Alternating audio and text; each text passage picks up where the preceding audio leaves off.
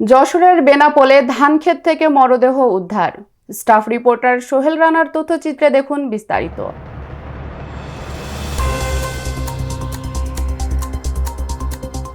যশোরের বেনাপোলে ধানক্ষেত থেকে ইউনুস আলী নামের এক ব্যক্তির মরদেহ উদ্ধার করেছে পুলিশ। বৃহস্পতিবার সকালে বড়আছড়া গ্রামের ধানক্ষেত থেকে তার মরদেহটি উদ্ধার করা হয়।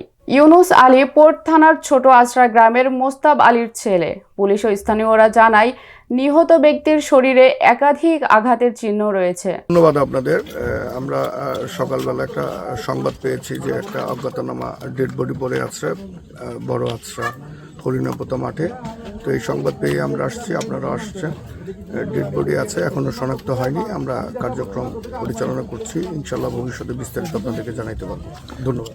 প্রাথমিকভাবে ধারণা করা হচ্ছে, দুর্বৃত্তরা তাকে নির্যাতনের পর হত্যা করে মরদেহটি ধানক্ষেতে ফেলে রেখে গেছে। বেনাপোল পোর্ট থানা পুলিশের ভারপ্রাপ্ত কর্মকর্তা আশরাফ হোসেন জানান, সকালে স্থানীয় কৃষকরা মাঠে কাজ করতে গিয়ে ধান খেতে মরদেহ পড়ে থাকতে দেখে পুলিশকে খবর দেয়। পরে পুলিশ ঘটনাস্থল থেকে মরদেহ উদ্ধার করে ময়নাতদন্তের জন্য যশোর জেনারেল হাসপাতাল মর্গে পাঠায়। হত্যার সঙ্গে জড়িতদের চিহ্নিত করতে পুলিশের তদন্ত অব্যাহত রয়েছে।